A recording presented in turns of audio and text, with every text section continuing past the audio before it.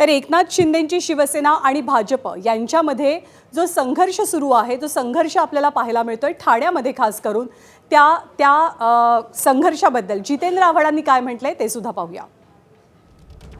शिंदेच्या वेळापूर्वी भाजपने देखील असं सांगितलेलं आहे की नाही मग आमचं तेच म्हणणं आहे ना, कालपर्यंत एकत्र झोपेत होते, आज काय झालं. नाही मग आमचं तेच म्हणणं आहे ना, कालपर्यंत एकत्र झोपेत होते, आज काय झालं. नाही मग आमचं तेच म्हणणं आहे ना, कालपर्यंत एकत्र झोपेत होते, आज काय झालं. आणि या सगळ्याबद्दल संजय राऊतांनी काय टिप्पणी केली जाणून घेऊया. ज़्यादा दिन तक अजीत पवार मुझे नहीं लगता है कि सत्ता में बैठेंगे.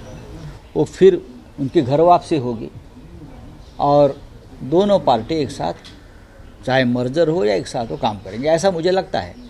और सिंधे को भी जाना पड़ेगा क्योंकि अगला विधानसभा का चुनाव भारतीय जनता पार्टी सिंधे के साथ लड़ने नहीं जा रही है, शायद लोकसभा भी. ही ठिणगी आहे. आम्हाला ठाण्यामध्ये जास्त लक्ष घालता आलं नाही. आमचं लक्ष मुंबईवर जास्त होतं.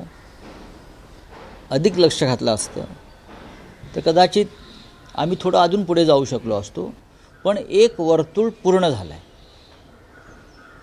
बरं का. एक वर्तुळ पूर्ण झालं. लोकसभा, विधानसभा, नगरपालिका आणि महानगरपालिका याच्या पुढे आता एकनाथ शिंदे सरकणार नाही.